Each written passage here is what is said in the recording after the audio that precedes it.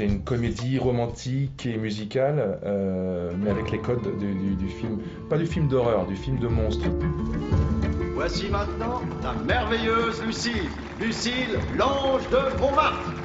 J'avais déjà fait la voix d'un film qui existait déjà, mais là, c'était le départ, la création des images, donc qui se calque sur vos expressions, sur vos mouvements. Et donc il y avait beaucoup plus de travail, beaucoup plus de recherche. C'est un projet magnifique.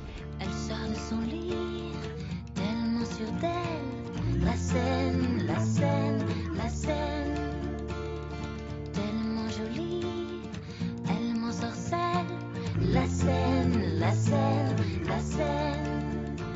Il me donnait des mots-clés comme ça, des contextes liés au scénario. Et ça m'amusait, ça me faisait rebondir sur des idées. Francoeur, en fait, pour moi, la meilleure façon d'imiter serait de rester dans le silence, parce que c'est un personnage qui garde en lui et qui n'est pas dans les mots. Il est dans les sons, il est dans l'émotion, dans le sensuel, dans le rapport animal à l'autre et dans le rapport musical. C'est-à-dire que si parler comme Francoeur, effectivement, ça serait faire ça, c'est-à-dire chanter un peu. Donc,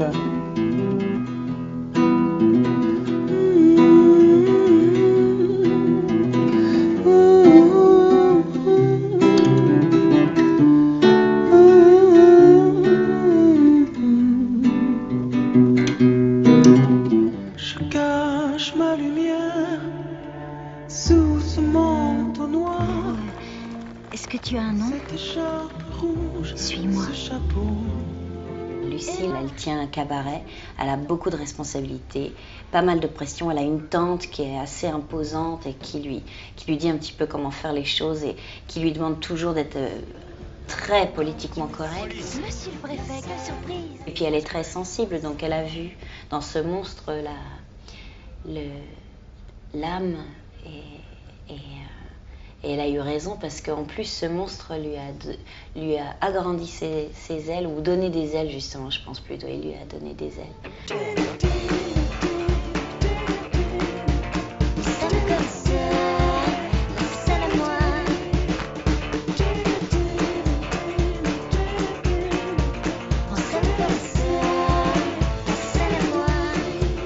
J'ai l'impression, en tout cas dans mon concept et dans ma vision de ces chansons, que c'est comme des petits classiques, comme des chansons qui auraient pu être faites il y a déjà 100 ans.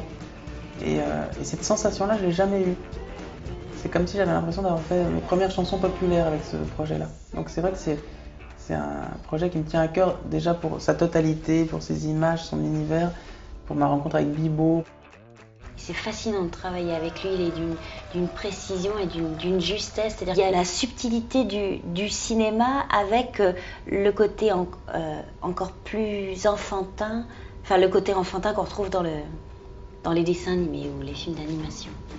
Ce qui est incroyable, c'est que dans mon histoire, c'est une histoire d'amour fraternel entre une jolie chanteuse de cabaret avec un fort caractère et un monstre qui a une âme d'enfant et qui demande qu'à découvrir le monde et qui adore la musique.